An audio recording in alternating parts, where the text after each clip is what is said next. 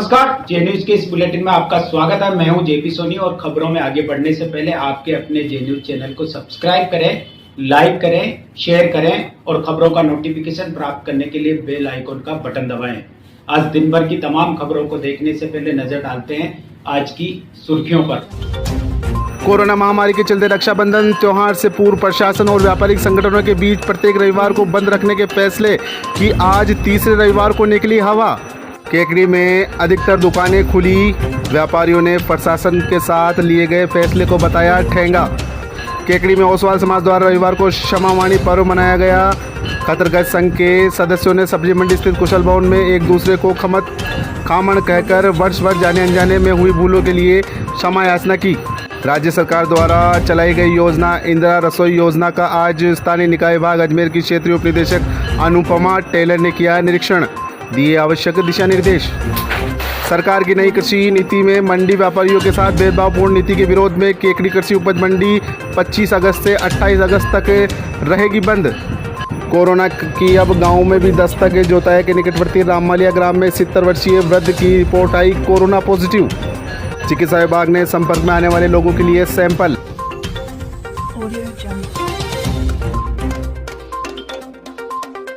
और आइए अब देखते हैं खबरों को विस्तार से। कोरोना महामारी के चलते रक्षाबंधन त्योहार से पूर्व प्रशासन और व्यापारिक संगठनों के बीच प्रत्येक रविवार को बंद रखने के फैसले की आज तीसरे रविवार को हवा निकल गई। आज रविवार होने के बावजूद शहर के तकरीबन सभी बाजारों में दुकानें खुली नजर आई। इनमें उन व्यापारी संगठनों की दुकानें भी खुली हुई थी जिन्होंने प्रत्येक रविवार को बंद रखने का बढ़ चढ़ करके दावा किया था।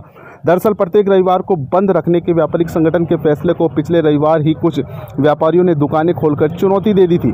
उसके बाद यह सुगबुगाहट शुरू हो गई कि बंद रखा जाए तो सभी एकजुटता से बंद रखें, लेकिन कुछ दुकानदार इसके लिए राजी नजर नहीं आए।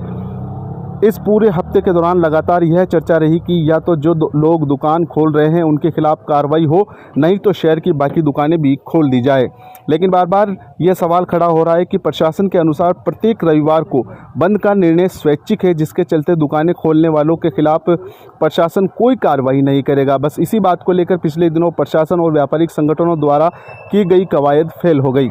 आज सुबह कुछ दुकानदारों ने दुकानें खोल ली, उसके बाद धीरे धीरे अन्य दुकानें भी खुलना शुरू हो गई और दोपहर तक बची कुछ दुकानें भी खुल गई। आज बाजार में लगभग 80% दुकानें खुली नजर आई।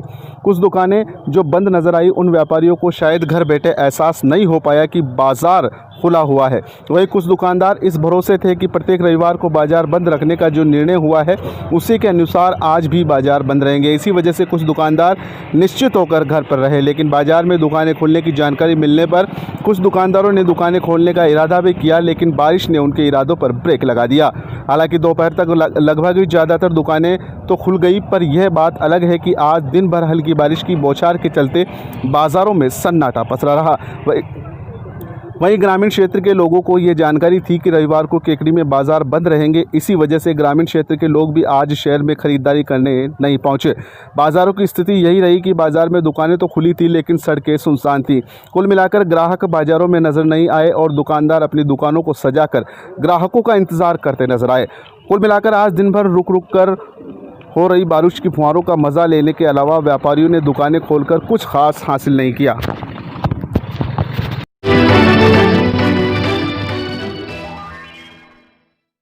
केकड़ी में ओसवाल समाज द्वारा रविवार को क्षमावाणी पर्व मनाया गया। खतरगंज संघ के सदस्यों ने सब्जी मंडी स्थित कुशल भवन में एक दूसरे को खामण कहकर वर्ष भर में जाने अनजाने में हुई भूलों के लिए क्षमा याचना की।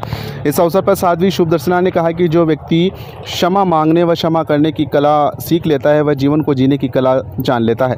मानव की सफलता अहंकार में नहीं, क्षमा में है। क्षमा आत्मा का स्वभाव है। साध्वी समकृत्य प्रज्ञा एवं साध्वी स्वस्थ प्रज्ञा ने कहा कि अज्ञानता के कारण मनुष्य क्रोध में आ जाता है और सामने वाले को अपमानित कर मानसिक संताप दे देता है, लेकिन ज्ञान चेतना होने पर वही व्यक्ति प्रायश्चित करते हुए क्षमा मांग लेता है। यही क्षमा धर्म है। इस मौके पर समाज के अनेक लोग मौजूद थे। सामूहिक क्षमा के बाद समस्त श्री संघ के स्थानक भवन में विराजित प्रकाश मुनि एवं लागर मुनि के दर्शन किए एवं मांगलिक लेकर आशीर्वाद प्राप्त किया। दोपहर में बघेरा रोड स्थित श्री जिन कुशल सूरी दादाबाड़ी में गुरुदेव की बड़ी पूजा का आयोजन किया गया। पूजा में नीरज जैन सहित अन्य भजन गायकों ने एक से बढ़कर एक भजनों की प्रस्तुतियाँ दी। पूजन के बाद गुरुदेव की आरती का आयोजन किया गया।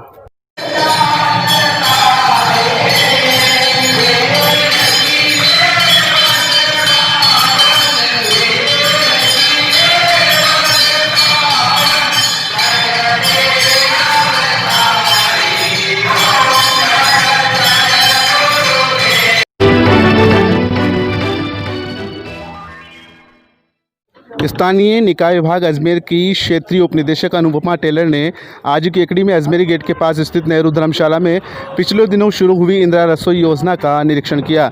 इस मौके पर अनुपमा टेलर ने इंदिरा रसोई योजना के तहत बनने वाले भोजन सहित यहाँ की व्यवस्थाओं का जायजा लिया। उन्होंने कूपन व्यवस्था, रसोई घर, नल, बिजली एवं पानी की व्यवस्था का जायजा लिया। उन्होंने पालिका के कनिष्ठ अभियंता एवं एनजीओ त्रिवेणी महिला विकास समिति के व्यवस्थापक कैलाश चंद खंडेलवाल को आवश्यक दिशा निर्देश भी दिए। इस मौके पर नगरपालिका के कनिष्ठ सहायक विमल कुमार दादीज, सफाई शाखा प्रभारी राकेश कुमार पारिक, स्टोर कीपर रविंद्र प्रकाश पारासर, पालिका जमादार एवं पालिका कर्मचारी उपस्थित थे।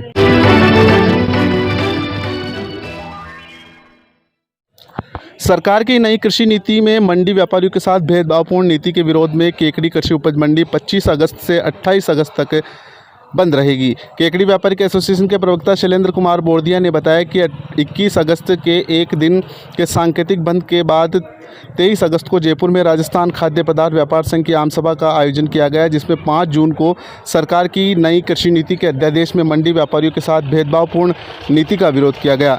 सभा में प्रदेश की विभिन्न मंडियों से आए व्यापारी प्रतिनिधियों ने भी नई कृषि नीति का पुरजोर विरोध किया है। सभा में सभी की आम सहमति से राजस्थान खाद्य पदार्थ व्यापार संघ ने 25 अगस्त से 28 अगस्त तक प्रदेश की सभी मंडियों में कारोबार बंद रखने का निर्णय किया। साथ ही 28 अगस्त को दोबारा बैठक का आयोजन कर आगे की रणनीति पर विचार विमर्श किया जाएगा। शैलेंद्र बोर्दिया ने बताया कि संघ से मिले निर्देशों के अनुसार केकड़ी कृषि उपज मंडी में दिनांक 25 अगस्त से 28 अगस्त तक व्यापार बंद रहेगा। उन्होंने सभी किसान भाइयों से अनुरोध किया कि इस दौरान होने वाली असुविधा से बचने के लिए अभी कृषि उपज मंडी में माल लेकर नहीं पहुँचे।